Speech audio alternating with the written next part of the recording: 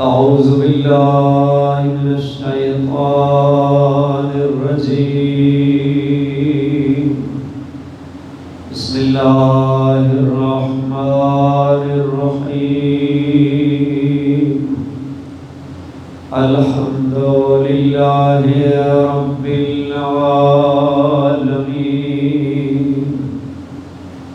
الحمد لله الذي لا يبلغ مدحته القائلون ولا يحصي نعماءه العادون ولا يؤدي حقه المجتهدون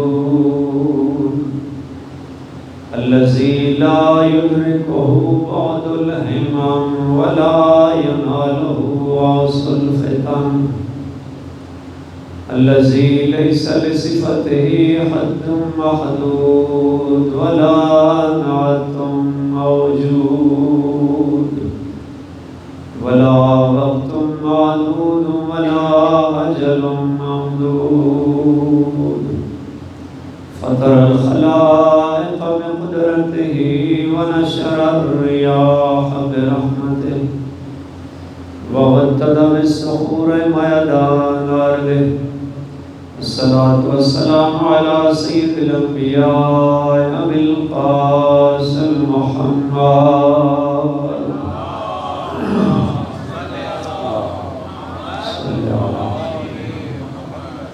وعلى آله الطيبين الطاهرين المعصومين. أما بعد، فقد قال الله تبارك وتعالى في كتابه المجيد وفرقانه الحميد وقوله الحق وهو أصدق القائلين. بسم الله الرحمن الرحيم. وجعلناهم أئمة يهدون بأمرنا وأوحينا إليهم فعل الخيرات وإقام الصلاة وإيتاء الزكاة وكانوا لنا عابدين. صلوات پڑھ لیں.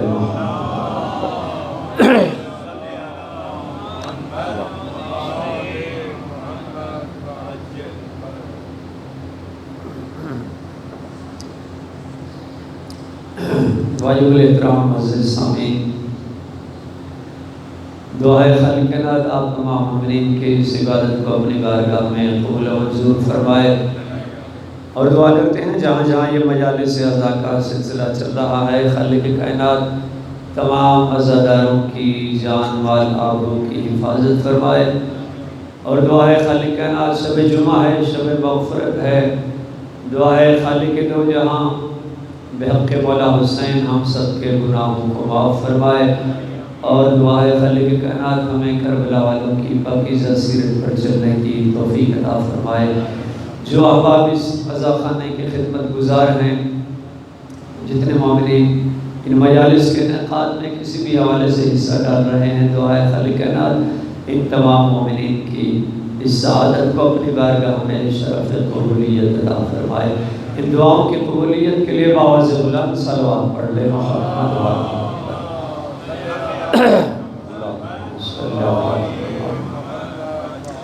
جیسے میرے محترم نے فرمایا ہے کہ آج اور کل کی مجلس، چونکہ کل کا روز آنے والا اور آج کی شب جو ہے یہ شب ولادت ہے، آسمانی امامت و ولایت کے 7ویں تاجدار امام موسی بن جعفر کاظم علیہ السلام. ایک صلوات پڑھ دیں.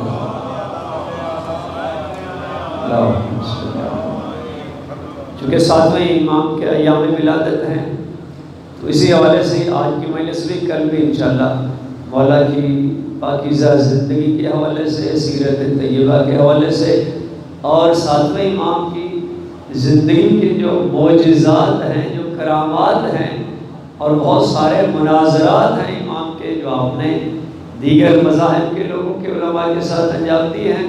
انشاءاللہ اس حوالے سے عرائض پیش کروں گا.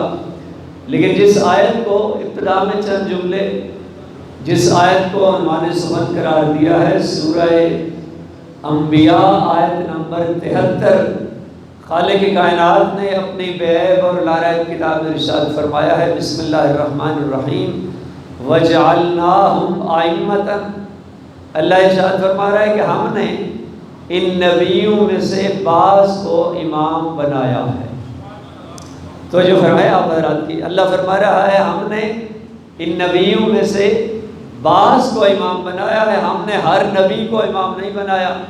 وَجَعَلْنَاهُمْ أَئِمَّةً، ہم نے ان نبیوں میں سے بعض کو امام بنایا، اور جن کو ہم نے امام بنایا ہے یہدون بِأَمْرِنَا، اللہ فرما رہا ہے ان کی پہلی نشانی یہ ہے کہ وہ ہمارے حکم کے مطابق ہدایت کرتے ہیں۔ تو اللہ نے امام کی نشانی کیا بیان کی ہے؟ امام وہ ہوتا ہے جو اللہ کے حکم کے مطابق ہدایت کرتا ہے۔ امام ہدایت میں، دین کے پہنچانے میں اپنی مرضی شامل نہیں کرتا، بلکہ وہ اللہ کے حکم کا مطیع ہوتا ہے، اور اس کی زندگی کا ہر لمحہ خدا کی رضا میں، خدا کے امر کی اطاعت میں گزرا ہوتا ہے۔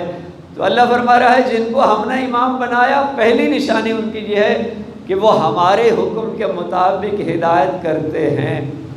اور پھر آگے ارشاد ہوا، وَأَوْحَيْنَا إِلَيْهِمْ فِعْلَ الْخَيْرَاتِ، اور ہم نے جن کو امام بنایا ہم نے ان پر وحی نازل کی۔ نبیوں میں سے جس نبی کو ہم نے امام بنایا ان پر وحی نازل کی، کس بات کی؟ اوحینا الیہم فعل الخیرات، کہ وہ خیر کے کاموں کو انجام دیں، واقام الصلاۃ، اور نماز کو قائم کریں، وایتاء الزکوٰۃ، اور زکوٰۃ کو ادا کریں، وکانوا لنا عابدین، اور اللہ فرما رہا ہے چونکہ یہ ہمارے عبادت گزار بندے تھے اس لیے ہم نے ان کو امام بنایا۔ سورہ انبیاء 73ویں آیت۔ تو پہلی نشانی، بس تمہیدی چند جملے انشاءاللہ امام کی سیرت کے حوالے سے کچھ عرائض آج پیش کرنے ہیں کہ امام کی پہلی نشانی کیا ہے؟ امام ہادی ہوتا ہے، امام کی زندگی کا ہر لمحہ ہدایت پر گزرتا ہے۔ امام خاموش رہے تب بھی امام ہادی ہوتا ہے، امام بول رہا ہو تب بھی امام ہادی ہوتا ہے۔ نہیں، تھوڑا سا جملہ بدل دیتا ہوں، امام اگر تخت پر بیٹھا ہو تب بھی امام ہادی ہوتا ہے، امام خاک پر بیٹھا ہو تب بھی امام ہادی ہوتا ہے۔ نہ ہدایت امامت سے جدا ہے، نہ امامت ہدایت سے جدا ہے۔ ہدایت لازمہ ہے امامت کا، امامت لازمہ ہے ہدایت کا۔ اور اگر پہلے امام نے 25 سالہ اس خلافت کے زمانے میں، ہم تو یہ سنتے ہیں نا کہ امام خاموش رہے، نہیں، مولا کائنات اس خلافت کے زمانے میں 25 سالہ دور میں امام کی خاموشی میں بھی امام اللہ کی ہدایت والا فریضہ انجام دے رہا ہے۔ امام کی زندگی کا ہر لمحہ ہدایت پر گزرتا ہے۔ ہر امام نے اپنے زمانے میں اس ہدایت کے فریضے کو انجام دیا ہے۔ اگر دوسرے امام نے صلح کی ہے حاکم شام سے، وقت کے حاکم سے، تو اس میں بھی ہدایت کا مقصد پیش نظر تھا۔ اگر تیسرے امام نے اور مولا نے اگر جنگ کی ہے اور قیام کیا ہے وقت کے یزید کے مقابلے میں، تو اس میں بھی امام کی زندگی کا مقصد، اور اس سارے مدینے سے کربلا تک کا جو سفر ہے، اس سارے سفر کا مقصد وہ انسانیت کی ہدایت تھا۔ اور یہی وجہ ہے کہ امام اگر کربلا سے چلے تھے تو جنگ لڑنے کے لیے نہیں آئے تھے، اس لیے کہ جو جنگ لڑنے کے لیے آتا ہے وہ بچوں اور خواتین کو ساتھ لے کے نہیں آتا۔ اور امام نے فرمایا تھا، وہ حر نے، بس تمہیدی جملے ہیں کہ جب حر نے امام کا راستہ روکا، یزید کے لشکر کا جرنیل 1000 کے سپاہی ساتھ لے کر حر کے لشکر کا جب سامنا ہوا، اور امام نے کیا دیکھا کہ دشمن کا لشکر ہے، سپاہی بھی پیاسے ہیں، جانور بھی پیاسے ہیں۔ وقت کا ہادی امام تھا، امام نے اپنے صحابیوں کو حکم دیا سب سے پہلے حر کے لشکر کو پانی پلایا جائے، اس کے سپاہیوں کو بھی پانی پلایا جائے، اس کے جانوروں کو بھی پانی پلایا جائے۔ خدا کی قسم پوری ذمہ داری سے بات کر رہا ہوں، اگر حسین ابن علی ہور کے پیاسے لشکر کو پانی نہ پلاتے، لشکر یزید پیاس سے مر جاتا، حسین کوفے پہنچ جاتے، شاید واقعہ کربلا ہی نہ ہوتا۔ لیکن دنیا کو پتہ کیسے چلتا کہ حسین کون ہے؟ حسین نے دشمن کے پیاسے لشکر کو پانی پلا کے بتا دیا کہ حسین مارنے کے لیے نہیں آیا، حسین جہنم سے بچانے کے لیے آیا ہے۔ ہادی امام ہے۔ امام اگر کربلا میں آئے تھے تو ایک ہی مقصد پیش نظر تھا کہ یہ سارے انسان میرے مقابلے میں نہ آئیں اور جہنم سی کی آگ سے بچ جائیں۔ ہادی امام تھا، نجات دینے کے لیے آیا تھا، جہنم سے بچانے کے لیے آیا تھا۔ ہر امام نے اپنے زمانے میں اس ہدایت کے فریضے کو انجام دیا ہے۔ اور ہم اور آپ آج جس امام کی یاد میں یہاں جمع ہیں، آسمان امامت و ولایت کے 7ویں تاجدار امام موسیٰ کاظم علیہ السلام،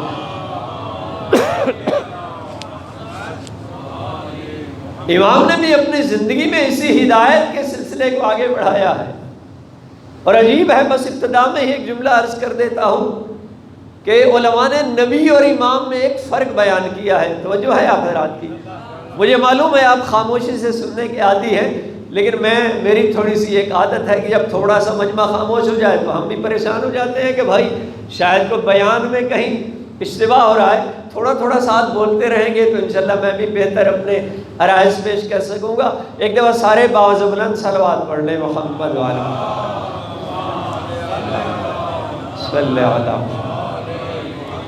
تو امام اور نبی کے درمیان علماء نے ایک بڑا لطیف سا فرق بیان کیا۔ علماء نے فرمایا ہے نبی کا کام کیا ہوتا ہے؟ نبی کا کام ہے راستہ دکھانا۔ عربی میں اس کے لیے لفظ استعمال ہوا اراءۃ الطریق۔ نبی راستہ دکھاتا ہے، یہ حق کا راستہ ہے، یہ باطل کا راستہ ہے، یہ رحمان کا راستہ ہے، یہ شیطان کا راستہ ہے۔ نبی کا کام ہے راستہ دکھانا۔ لیکن امامت کی تعریف کیا ہوئی؟ علماء نے فرمایا امام صرف راستہ نہیں دکھاتا بلکہ ایصال الی المطلوب، یعنی امام منزل ہدایت پر لے کے آتا ہے۔ نبی صرف راستہ دکھاتا ہے، امامت منزل ہدایت پر لے کے آتی ہے۔ یہ میرا دعویٰ نہیں ہے بلکہ دلیل ہے۔ حضرت یوسف کا قصہ تو آپ سب کو معلوم ہے کہ اللہ کے نبی حضرت یوسف کو قرآن میں وہ سارا واقعہ موجود ہے۔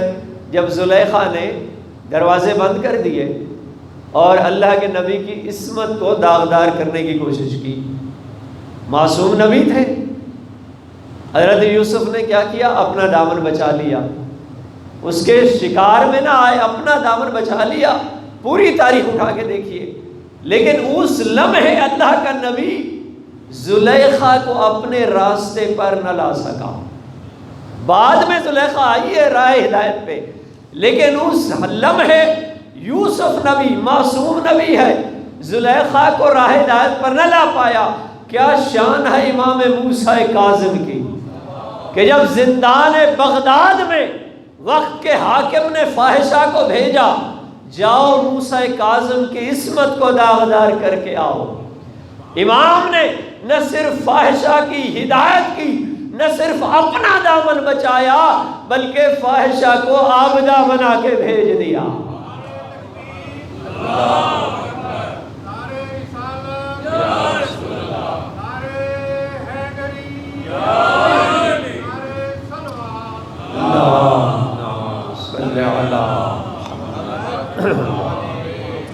تو جب ہمارے آپ امام راہ ہدایت پر لے کے آتا ہے، تھوڑی سی اگر تڑپ ہو، طلب ہو اور شکم میں مال حرام بھی نہ ہو تو امام کے پیغام میں سننے والا ہدایت کے رستے پر آ جاتا ہے۔ اور وہ معجزے میں چلے گا آپ کی خدمت میں پیش کروں گا۔ ایک صلوات پڑھ لیں محمد والا صلی اللہ علیہ وسلم۔ اور آج اس امام کی شب ولادت ہے، عجیب ہے، چونکہ عام طور پر ہمارے ائمہ کی مادران گرامی کا کم تذکرہ ہوتا ہے۔ چند جملے صرف 7ویں امام کی مادر گرامی جن کا نام حمیدہ خاتون ہے، حضرت حمیدہ خاتون، اور جن کی عظمت کے لیے امام جعفر صادق علیہ السلام نے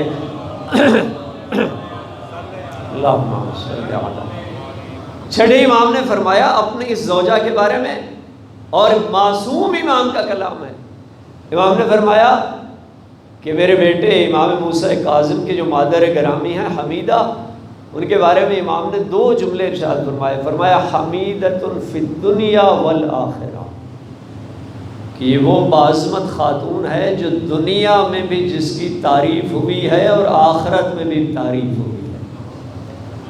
دنیا میں سب کی تعریف ہوتی ہے، ہم اور آپ سب کی تعریفیں ہوتی ہیں، لیکن آخرت میں قابل تعریف ہونا یہ امام موسیٰ کاظم کی مادر گرامی کا کمال ہے۔ فرمایا حمیدۃ فی الدنیا والآخرہ، عالمہ بی بی ہے یہ، اگرچہ کنیز تھی، سوڈان کے رہنے والی، عربی میں مغرب کہا جاتا ہے اس کو، اور آپ یہ بھی دیکھیے گا تاریخ ائمہ میں کہ آخری اماموں کی جو زیادہ تر ازواج ہیں وہ کنیزیں تھیں، اور علماء نے اس کی بھی وجہ بیان فرمائی ہے کہ امام چونکہ وقت کا ہادی امام ہوتا ہے، برحق امام ہوتا ہے، معاشرے میں وہ جو تقسیم ہے، یہ بڑا ہے یہ چھوٹا ہے، یہ بڑے خاندان کا ہے یہ چھوٹے خاندان کا ہے، یہ جو ڈفرینسز ہیں سوسائٹی کے اندر، امام چونکہ ہادی امام ہوتا ہے، لہذا امام خود یہ عمل انجام دیا ائمہ نے کہ جن کو معاشرے میں چھوٹا سمجھا جاتا تھا، امام نے فرمایا نہیں، یہ چھوٹا اور بڑا ہونا اس کا معیار کردار اور تقویٰ ہے۔ لہذا امام نے اس کردار کو ائمہ نے دیکھا ہے، اور ہمارا ایمان و عقیدہ، ہم تو زیارت معصومین میں یہ جملہ پڑھتے ہیں اشہد انک نورا فی الاصلاب الشامخہ والارحام المطہرہ، کیا ہے امام برحق آپ نور ہیں، آپ جس رحم میں آئے ہیں وہ رحم بھی پاک اور پاکیزہ، جس سلب میں آپ آئے وہ سلب بھی پاک اور پاکیزہ۔ اب اسی سے اندازہ لگائیے کہ 7ویں امام کا نور جس رحم میں قرار پایا وہ حضرت حمیدہ خاتون تھی۔ ایسی باعظمت بھی ہے کہ جس میں نور امامت کا ظرف جو قرار پایا ہے، اور حضرت حمیدہ روایت کرتی ہے 7 صفر کو یوم ولادت ہے مولا کا 7ویں امام کا 128 ہجری، اور جو روز شہادت ہے وہ 25 رجب 183 ہجری کو 7ویں امام کا روز شہادت ہے۔ تو اس طرح سے امام کی جو حیات طیبہ ہے وہ 55 سالوں پر محیط ہے۔ میرے بچے بیٹھے ہیں، تھوڑا سا ان کو بھی توجہ دلاتا جاؤں کہ 55 سال زندگی ہے 7ویں امام کی۔ ان 55 سالہ زندگی میں 20 سال 7ویں امام نے اپنے والد بزرگوار، اپنے بابا چھٹے امام کے زیر سایہ گزارے، ان کی امامت میں گزارے، اور 35 سال کا جو زمانہ ہے وہ 7ویں امام کی خود امامت کا زمانہ ہے۔ لیکن دوستوں بدقسمتی ہے اس کے 35 سالہ اس 7ویں امام کے دور امامت میں ہمیں صرف 7ویں امام کے وہ 14 سال زندان والے یاد ہیں، لیکن باقی جو اتنی سالہ زندگی ہے امام کی 35 سال 55 سال میں سے اگر آپ 14 سال نکال لیجئے، یہ باقی جو اتنے سالوں پر محیط 7ویں امام کی زندگی ہے، اس کو پڑھنے کی ضرورت ہے، سمجھنے کی ضرورت ہے۔ ہادی امام، برحق امام کس طرح سے ہدایت بشریت کر رہا تھا، اور کس طرح سے امام نے اپنے علمی معجزات دنیا کو دکھائے ہیں۔ میں انشاءاللہ چند ایک آج آپ کی خدمت میں پیش کروں گا۔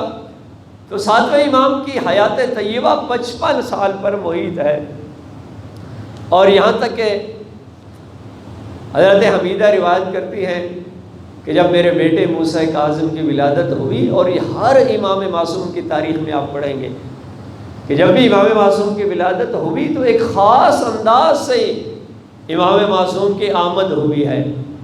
حضرت حمیدہ فرماتی ہے کہ جب میرے بیٹے موسیٰ کاظم کی آمد ہوئی تو اس وقت دونوں ہاتھ موسیٰ کاظم نے زمین پر رکھ دیے سجدے کی حالت میں، اور زبان پر کلمہ شہادتین جاری ہوا۔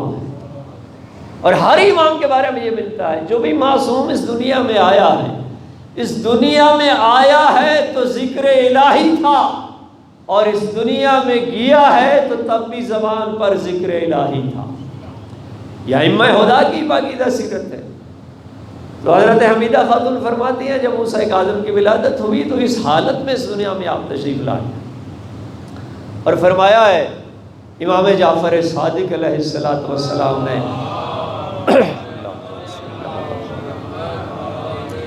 چھٹے امام نے فرمایا کہ یہ جو مولود آیا ہے موسیٰ کاظمی شکل میں، فرمایا ولدت خیر اہل الارض، کہ حمیدہ خاتون نے ایک ایسے مولود کو جنا ہے۔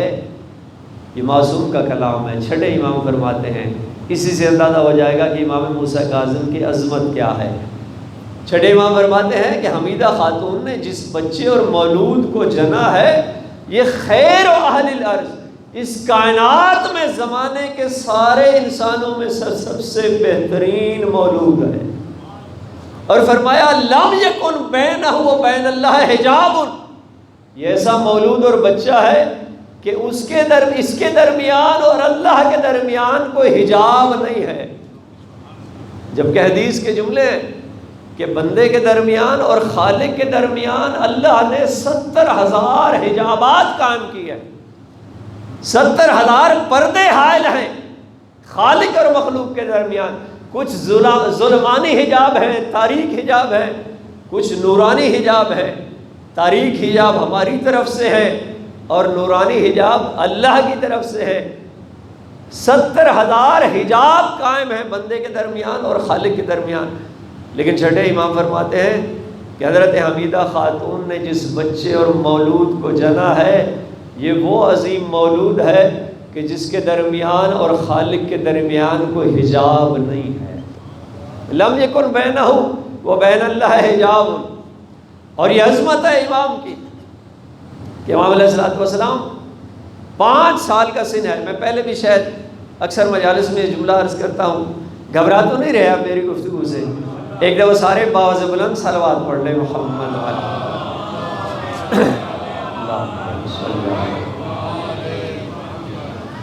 امام علیہ السلام کا 5 سال کا سینہ، یہ چھوٹا ہونا بڑا ہونا یہ میرے اور آپ کے لیے ہوتا ہے۔ امام چھوٹا ہو تب بھی امام ہوتا ہے، امام ماں کی آغوش میں ہو تب بھی امام ہوتا ہے۔ امام ماں کی آغوش میں بیٹھ کے لوح محفوظ کا مطالعہ فرماتا ہے، لہذا امام چھوٹا ہو تب بھی وہ امام ہادی ہوتا ہے۔ مورخین نے لکھا 7ویں امام کی سیرت میں کہ 5 سال کا سن ہے۔ امام علیہ السلام گھر میں تشریف فرما ہے کہ امام ابو حنیفہ صاحب آئے چھٹے امام کی خدمت میں، اور جبر و اختیار کے مسئلے پر چھٹے امام سے بحث کرنے کے لیے آئے۔ امام اعظم جنہیں امام ابو حنیفہ کہا جاتا ہے۔ تو امام علیہ چھٹے امام کے ملنے سے پہلے 7ویں امام بچے تھے، 5 سال کا سن تھا۔ امام ابو حنیفہ کے پاس آئے، ابھی چھٹے امام تشریف نہیں لائے تھے۔ تو 7ویں امام نے پوچھا کہ آپ کس لیے آئے ہیں؟ تو امام اعظم نے کہا کہ مجھے آپ کے بابا سے جبر و اختیار کے مسئلے پر کچھ بحث کرنی ہے۔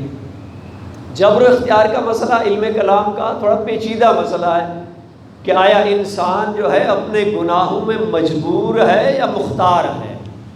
ہمارے بھائی کہتے ہیں، ان کا عقیدہ ہے کہ بھئی اللہ کے ارادے کے بغیر کوئی پتا بھی نہیں ہل سکتا، تو لہٰذا یہ انسان جو عمل انجام دیتا ہے یہ خدا کے ارادے کے بغیر نہیں ہو سکتے۔ خیر ہی و شر ہی من اللہ تعالی ہمارے بھائیوں کا عقیدہ ہے۔ نعوذ باللہ وہ کہتے ہیں ہر برائی اچھائی جو ہے وہ خدا کی طرف سے ہے، بندہ مجبور ہے، بندہ مجبور ہے۔ تو یہی مسئلہ لے کر بحث کرنے کے لیے چھٹے امام کی خدمت میں وہ حاضر ہوا۔ تو جب 7ویں امام نے سنا کہ جبر و اختیار کے بارے میں بحث کرنے آیا ہے، تو امام نے فرمایا تیرے مسئلے کی 3 صورتیں ہیں، توجہ فرمائیے گا۔ 5 سال کا سن ہے میرے مولا کا، فرمایا تیرے اس مسئلے کی 3 صورتیں ہیں۔ پہلی صورت یہ ہے کہ یا تو عقیدہ رکھے گا کہ یہ جو بندہ عمل انجام دیتا ہے یہ فقط خدا کا کام ہے، بندے کا کام نہیں ہے، خدا ہی اس سے یہ کرواتا ہے، یہ پہلی صورت ہے۔ دوسری صورت یہ ہے کہ خدا کا اس میں کوئی عمل دخل نہیں ہے، بندہ خود کرتا ہے۔ اور تیسری صورت یہ ہے کہ خدا اور بندہ دونوں مل کر اس عمل کو انجام دیتے ہیں۔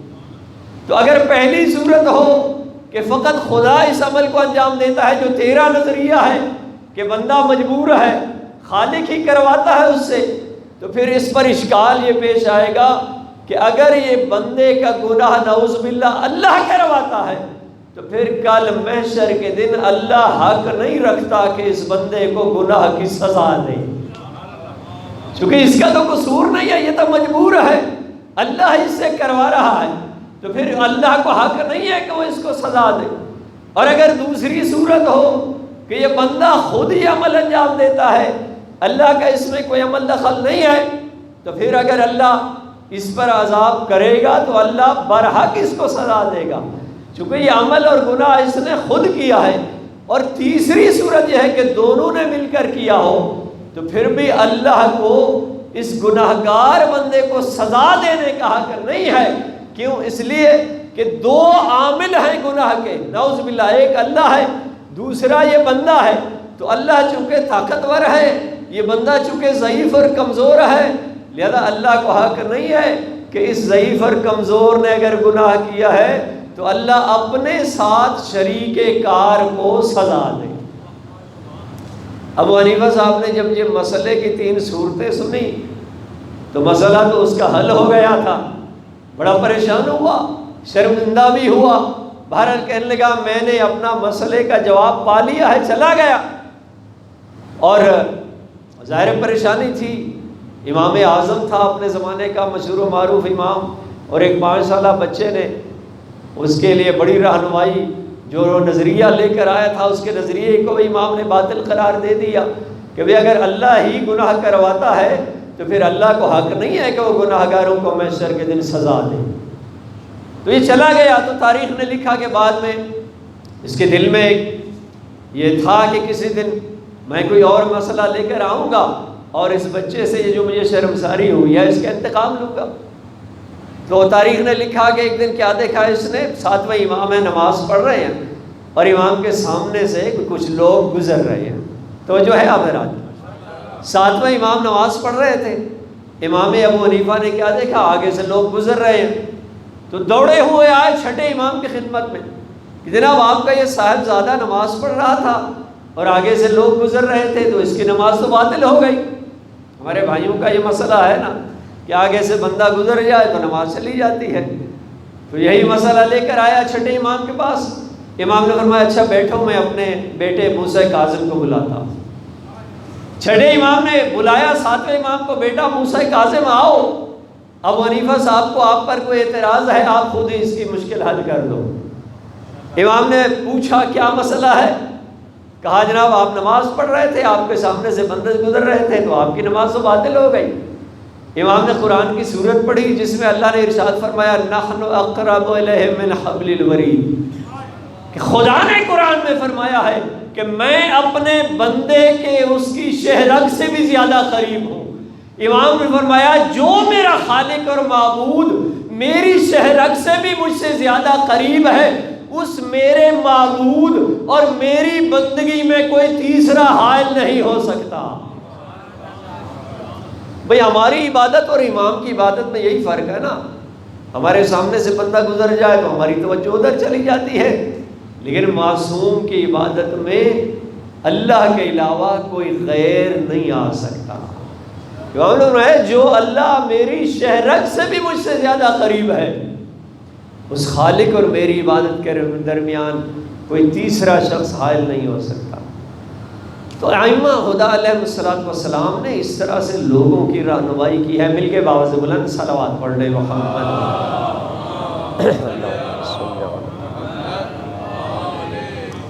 اور آپ جانتے ہیں کہ یہ زمانہ جو تھا 7ویں امام کا، یہ 4 بنی عباس کے خلیفہ منصور دوانی کی، اس کے بعد ہادی عباسی کا زمانہ آیا جو خلیفہ تھا، پھر اس کے بعد مہدی عباسی، اور آخری جو امام کی زندگی کا دور تھا اس میں ہارون رشید اس ملعون کا زمانہ آیا، اور جس نے زہر دیا امام کو اور امام کی شہادت ہوئی۔ تو یہ حکام بنی عباس ہمیشہ ان کی کوشش یہی رہی، چونکہ ہوتا کیا تھا، کوشش یہ کرتے تھے کہ اپنے جبر سے لوگوں پر زبردستی ان کو اپنا مرید بنائیں، زبردستی اپنا محب بنائیں، لیکن ایک مرتبہ امام نے جب امام کی ہارون رشید سے ملاقات ہوئی تو امام نے فرمایا کہ اگرچہ لوگوں کے بدنوں پر تمہاری حکومت ہے لیکن لوگوں کے دلوں پر ہمیشہ ہم آل محمد کی حکومت رہی۔ آپ جتنی کوشش کرو، چونکہ امام کی محبوبیت میں دن بدن اضافہ ہوتا جا رہا تھا، وقت خلیفہ پریشان تھا کہ لوگ سارے ساتویں امام کے مرید بنتے جا رہے ہیں، ان کو زیادہ اظہار محبت کرتے ہیں ان سے، یہاں تک کہ بہت سارے لوگ اپنے خمس، زکوٰۃ اور مالیات سارے حکومت کو نہیں دیتے تھے بلکہ ساتویں امام کی خدمت میں پہنچاتے تھے، چھپ چھپا کے مخفیانہ۔ امام کے جتنے محب تھے وہ حکومت کو ٹیکس نہیں دیتے تھے بلکہ وہ مالیات ساری خمس کی شکل میں وہ ساتویں امام کی خدمت میں پہنچائی جاتی تھی۔ تو ایک مرتبہ یہی ہارون رشید کا زمانہ ہے کہ ہارون رشید حج پر آیا، امام علیہ السلام بھی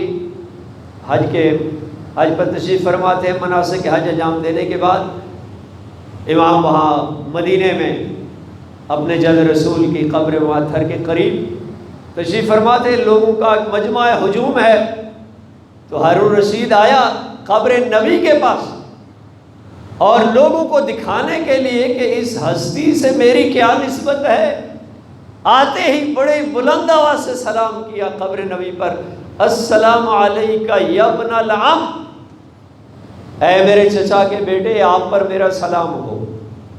لوگوں کو یہ باور کرانے کے لیے کہ یہ انہی کی یہ خلافت کا سلسلہ ہے جو ہم تک پہنچا ہے اور ان کے وارث ہم ہیں۔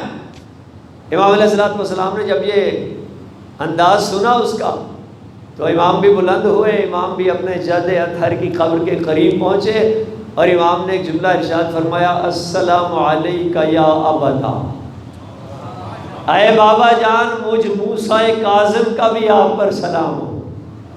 اب وہ سارا مجمع سن رہا تھا، یہ پریشان ہو گیا۔ ہارون رشید آگے بڑھا، کہتا ہے میں تو اپنی رشتہ داری ثابت کر سکتا ہوں کہ کیسے یہ میرے چچا کے بیٹے ہیں، لیکن آپ کیسے ثابت کرو گے کہ آپ ان کے بیٹے ہو؟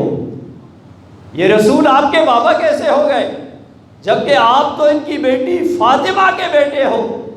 اور جو اولاد ہوتی ہے اور سلسلہ نسب جو چلتا ہے وہ والد سے چلتا ہے، والدہ سے نہیں چلتا۔ وقت کے ہادی امام تھے، برحق امام تھے۔ امام نے سورہ انعام کی 83 آیت کو پڑھا اور امام نے فرمایا اگر تو قرآن پڑھا ہوتا تو کبھی یہ اعتراض نہ کرتا۔ امام نے فرمایا اللہ نے قرآن میں فرما دیا ہے کہ وَمِن ذُرِّيَّتِهِ عیسیٰ، کہ ابراہیم کی ذریت میں سے عیسیٰ ہے۔ امام فرماتے ہیں کہ عیسیٰ جس کا باپ نہیں تھا بلکہ ماں سے پیدا ہوا، مریم کا بیٹا ہے، لیکن اللہ قرآن میں کہہ رہا ہے عیسیٰ ابراہیم کی نسل میں سے ہے، یعنی ابراہیم عیسیٰ کا باپ ہے۔ تو اگر عیسیٰ کا باپ ابراہیم ہو سکتا ہے جو مریم سے ہے عیسیٰ، تو میرا بابا بھی پیغمبر ہو سکتا ہے کہ میں اسی رسول کی بیٹی فاطمہ کا بیٹا ہوں۔ تو ہم نے اس طرح سے وقت کے حاکم کو رسوا بھی کیا ہے، اور بہت سارے ایسے تاریخی مقامات ہیں، یہاں تک کہ تھکے تو نہیں ہیں آپ حضرات، ایک دفعہ سارے بآواز بلند صلوات پڑھ لیں محمد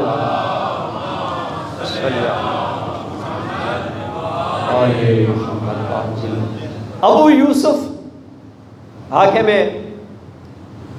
عباسی ہارون کا ایک بہت بڑا عالم دین علامہ ہے زمانے کا، اور بہت بڑا علامۃ الدہر جسے کہا جاتا تھا۔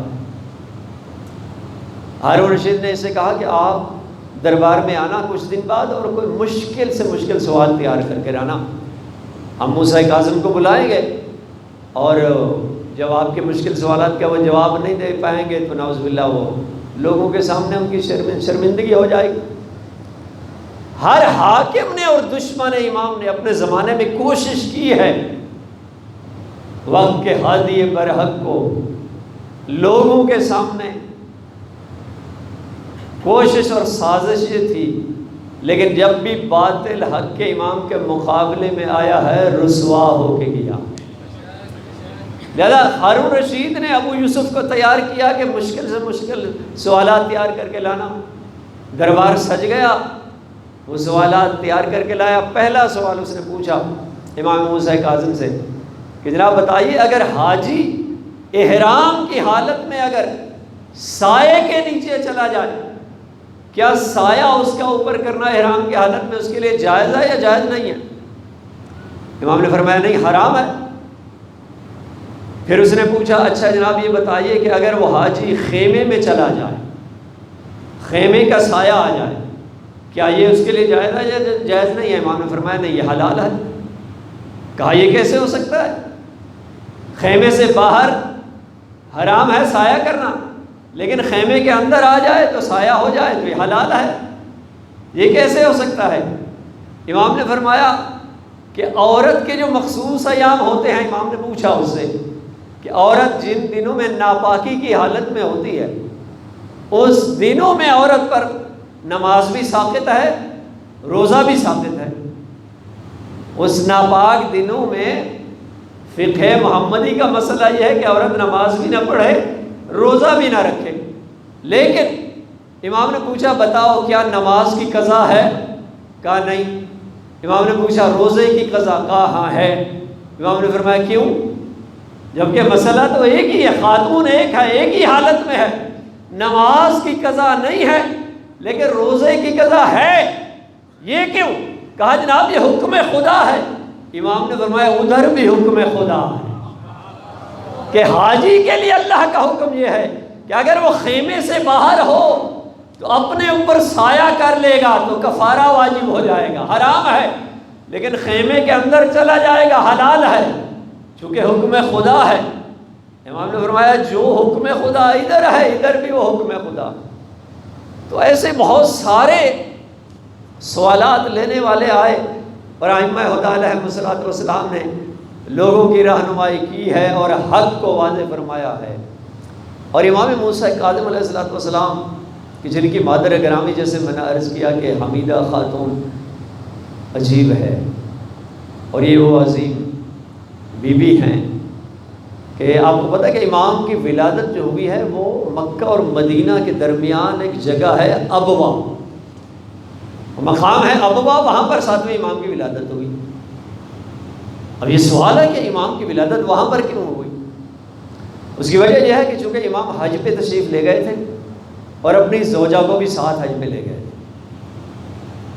اور ظاہر ہے زوجہ اس حالت میں کہ بچے کی ولادت قریب ہو، اور امام، اس سے پتہ چلتا ہے کہ ائمہ ہدیٰ کے نزدیک حج جو ہے وہ کتنا اس کی اہمیت ہے کہ ائمہ ہدیٰ علیہ السلام خود بھی حج پہ تشریف لے جاتے تھے، اپنی ازواج مطہرات کو بھی اس حالت میں لے جاتے تھے۔ واپسی پر، حج سے واپسی پر جب ابوا کے مقام پر امام نے قیام کیا، وہاں ٹھہرے، وہاں پر ساتویں امام کی ولادت ہوئی ہے۔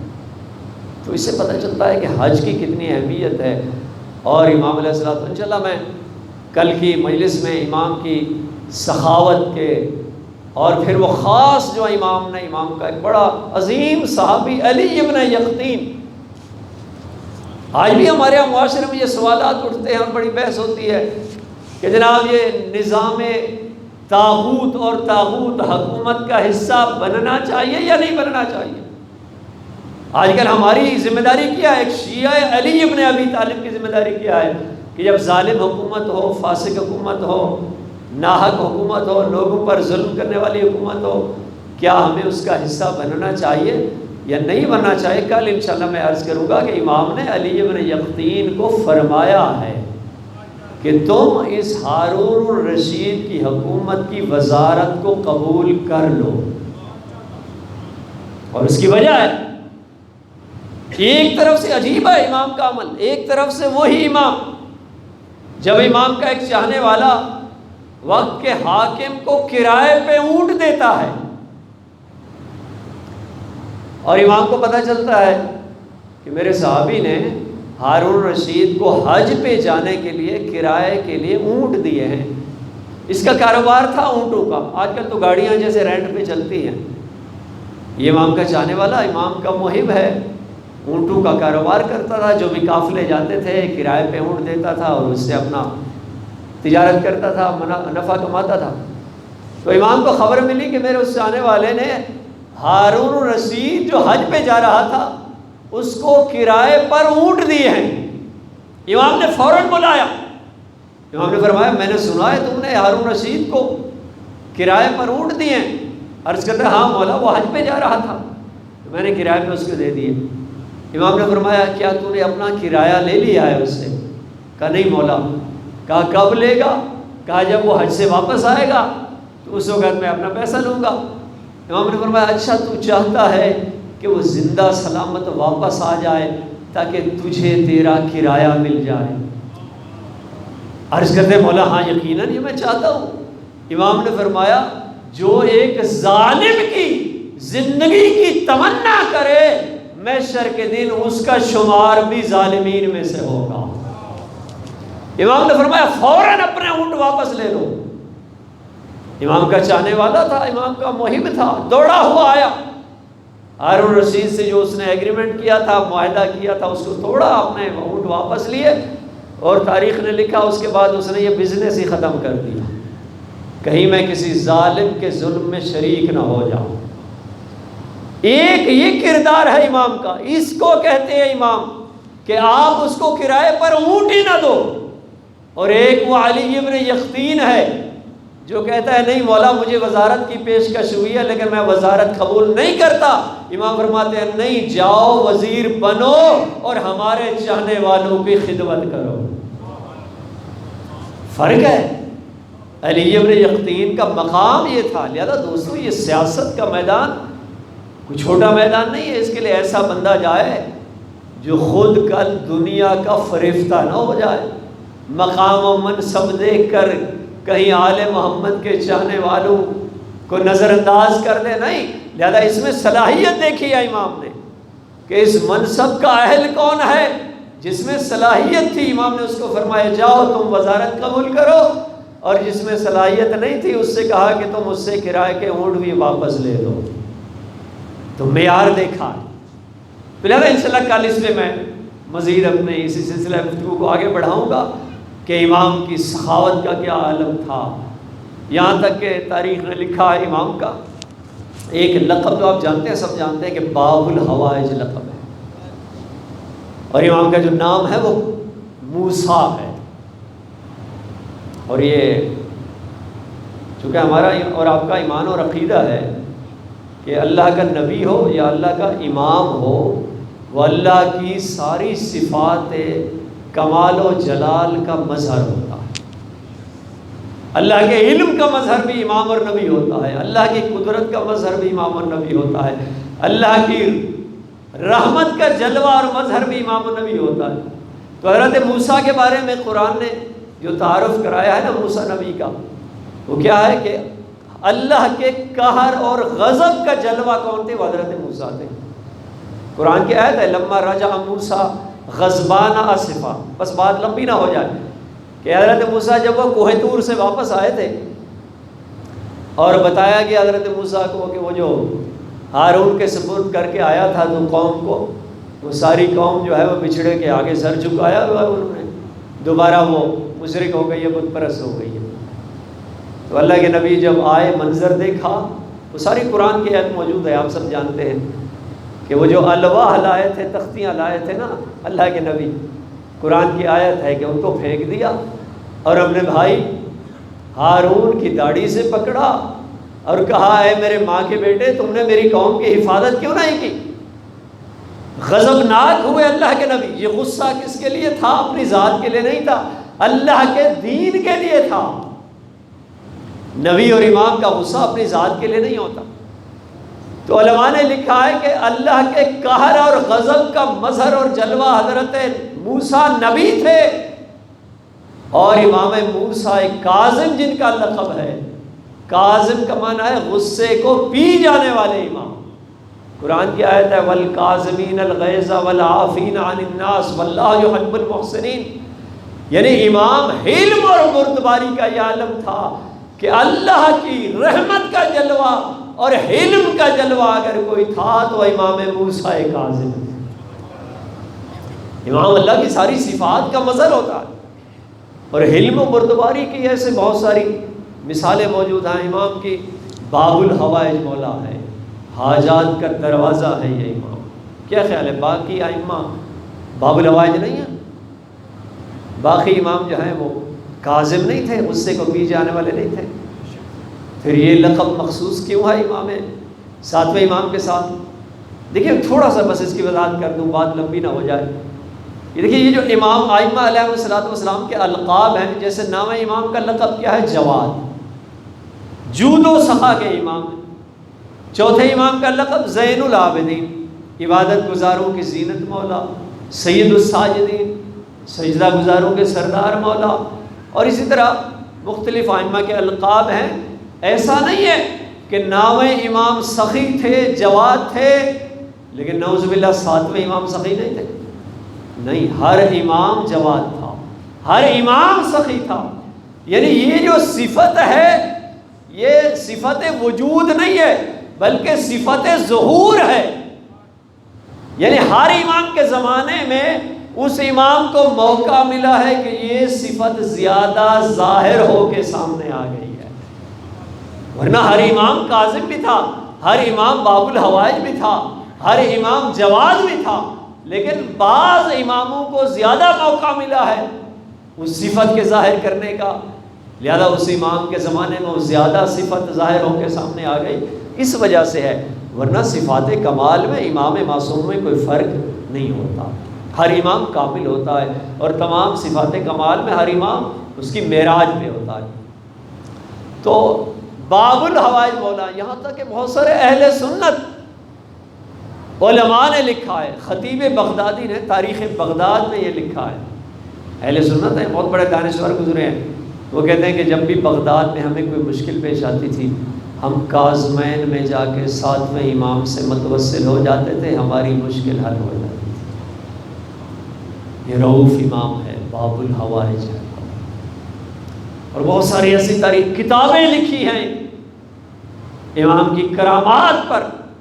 اہل سنت نے کتابیں لکھی ہیں کہ ساتویں امام کی جو کرامات ہیں، کس طرح سے لوگوں کی حاجت روائی کی ہے، حاجات کا دروازہ ہے یہ امام. تو انشاءاللہ کل انشاءاللہ اسی سلسلے گفتگو کو آگے بڑھائیں گے. اور آج امام موسیٰ کاظم علیہ السلام، یہ ساتویں امام، یہ 55 سالہ زندگی اور پاکیزہ سیرت جو امام نے گزاری ہے. اور ہمارے یہاں تو کہا جاتا ہے نا کہ وہ زندگی اسیری میں گزر گئی. نہیں، وہ 14 سال ہے اسیری کی زندگی، اور وہ بھی مسلسل نہیں ہے بلکہ وقفے وقفے سے ہے. ٹوٹل ملا کے 14 سال ہے. باقی زندگی امام کے مناظرے ہیں. امام نے کس طرح سے وقت کے حاکموں کے مقابلے میں، ان کی سیاست کے مقابلے میں کیا حکمت عملی اپنائی ہے، اور اپنے شیعوں کا بھی امام نے دفاع فرمایا ہے اور مکتب تشیع کا بھی دفاع فرمایا. کل انشاءاللہ اسی سلسلہ گفتگو کو آگے بڑھاؤں گا.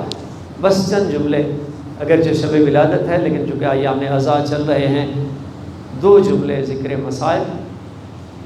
کہ جب تاریخ نے لکھا کہ 7ویں امام کی شہادت کے بعد جب کچھ امام کے چاہنے والے، کچھ مومنین 8ویں امام کی بارگاہ میں حاضر ہوئے اور آئے امام کی خدمت میں تسلیت عرض کی، تعزیت پیش کی. عرض کیا مولا آپ کے بابا موسیٰ کاظم کا بڑا ارمان ہے، 14 سال آپ کے بابا نے زندان میں گزارے. امام نے فرمایا آپ مجھے میرے بابا موسیٰ کاظم کا پرسہ نہ دو. مولا کس کا پرسہ دیں؟ فرمایا مجھے میرے جد امام سجاد کا پرسہ دو، میرے جد امام سجاد کا پرسہ دو. فرمایا اس لیے کہ میرے بابا کا 14 سال زندان گزرا اور میرے جد امام سجاد کی دربار کی پیشی گزرا. مجھے میرے بابا امام سجاد کا پرسہ دو، میرے دادا امام سجاد کا پرسہ دو. بس چند جملے امام سجاد کے مصائب کے. تاریخ نے لکھا 11 محرم کو جب یہ قافلہ کربلا سے چلا ہے اور جب جانے لگے کوفہ کی جانب، حالت کیا ہے؟ مولا سجاد کی گلے میں توق ہے، ہاتھوں میں زنجیر ہے، پاؤں میں بیڑیاں ہیں.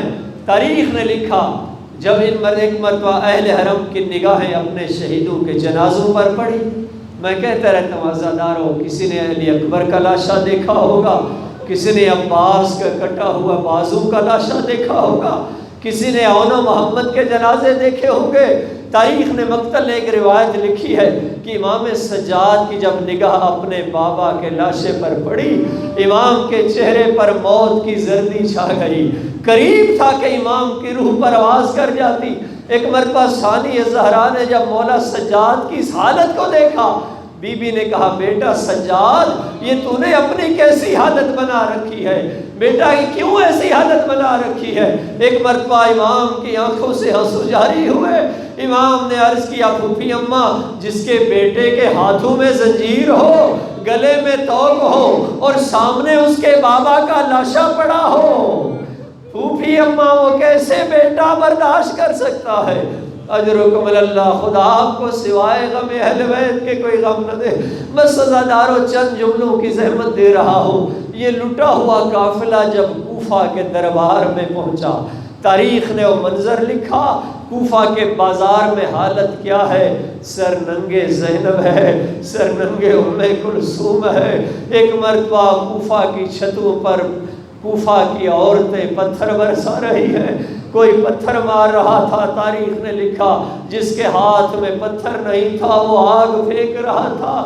کہ ایک مرتبہ لٹا ہوا قافلہ پتھروں کی بارش میں نبی زادیاں دربار میں پہنچی، اور دربار میں جب پیشی ہوئی اور قافلہ واپس آیا ہے دربار سے، امام کا ایک چاہنے والا چوتھے امام کی خدمت میں حاضر ہوا، عرض کرتے مولا اسی دربار میں کچھ عرصہ پہلے آپ کے چچا مسلم کو بھی لایا گیا تھا، آپ کے چچا مسلم کو بھی گرفتار کر کے لایا گیا تھا، لیکن جب مسلم آئے تھے اگرچہ بدن زخمی تھا، ہونٹ کٹے ہوئے تھے، خون بہہ رہا تھا، ہاتھ بندھے ہوئے تھے، لیکن مسلم جب دربار میں آیا سینہ تان کر آیا تھا، وقت کے حاکم کی آنکھوں میں آنکھیں ڈال کر آیا تھا۔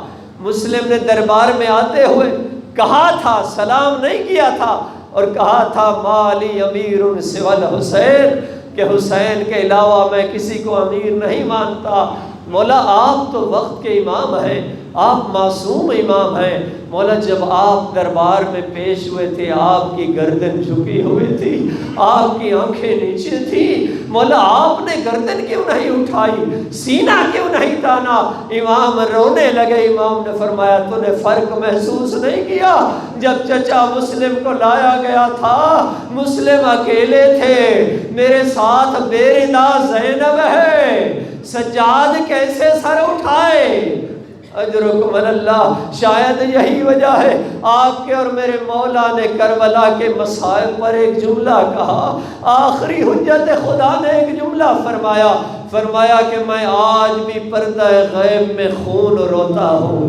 جب امام کے چاہنے والے عالم غیب میں امام کی زیارت سے مشرف ہوئے، پوچھتے ہیں مولا آپ نے کربلا والوں کے مسائل میں ایک جملہ فرمایا، مولا آپ نے فرمایا میں آج بھی پردہ غیب میں خون روتا ہوں۔ مولا ذرا فرمائیے وہ کون سی مصیبت ہے جو آج بھی آپ کو خون رلا رہی ہے؟ کیا علی اکبر کے سینے پہ برچھی کا لگنا ہے، یا عباس کے بازو کا قلم ہونا ہے، یا حضرت علی اصغر کے گلے پر تیر کا لگنا ہے؟ مولا کون سی مصیبت ہے؟ ایک عالم بیان کرتا ہے کہ امام رونے لگے۔ امام نے فرمایا اگرچہ یہ سارے مسائب بڑے مسائب ہیں، لیکن آج میں جس مصیبت پر خون روتا ہوں، فرمایا لِأَسَارَتِ أَمَّتِ زینب، وہ زینب کی اسیری ہے۔ سر ننگے شرابی کے دربار میں نبی زادیوں کا حاضر ہونا، یہ آج بھی مجھے پردہ غیب میں خون رلا رہا ہے۔ عزادارو یہی وجہ ہے کہ جب مولا سجاد سے پوچھا گیا آقا سب سے بڑی مصیبت کہاں پر آئی ہے، امام نے فرمایا 3 مرتبہ فرمایا الشام الشام الشام۔ علماء نے اس کی وجہ لکھی ہے کہ امام نے 3 مرتبہ کیوں کہا؟ علماء نے فرمایا امام نے شام کے 3 مصائب کو بیان کیا۔ پہلا مصیبت امام نے فرمایا بازار شام، دوسرا دربار شام، اور تیسری مصیبت امام نے کہا زندان شام۔ یہ وہ مصائب تھے جن مصائب سے امام سجاد گزر گئے۔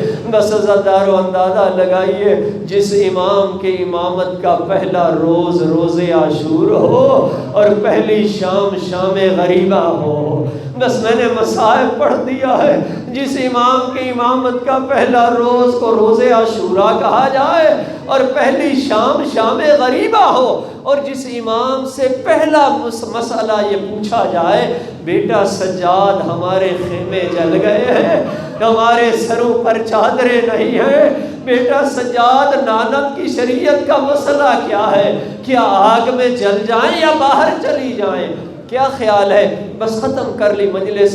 ایک آپ سے سوال پوچھتا ہوں، کیا حضرت زینب یہ مسئلہ نہیں جانتی تھی؟ عالمہ غیر معلمہ بھی تھی کہ امام معصوم نے فرمایا تھا امتی زینب انت عالمۃ غیر معلمہ، اے پھوپھی زینب آپ عالمہ غیر معلمہ ہیں۔ جانتی تھی بی بی کہ جان بچانا واجب ہے، آگ میں نہیں جانا چاہیے، پھر کیوں پوچھا وقت کے امام سے؟ علماء نے اس کی وجہ بیان فرمائی ہے۔ علماء نے فرمایا زینب چاہتی تھی وقت کا امام ہے، ہادی امام ہے، شاید کوئی راستہ بتا دے، زینب خیموں میں آگ میں جل جائے لیکن سر ننگے باہر نہ جائے۔ چاہتی تھی علی کی بیٹی کہ اگر وقت کا امام کوئی سبیل ایسی بتا دے، کوئی ایسا مسئلہ بتا دے تو زینب کو آگ میں جلنا قبول ہے، لیکن بے ردا زینب خیموں سے باہر نہ جائے۔ الا لعنت اللہ علی القوم الظالمین وسيعلم الذين ظلموا أي منقلب ينقلبون وآخر دعوانا الحمد لله رب العالمين۔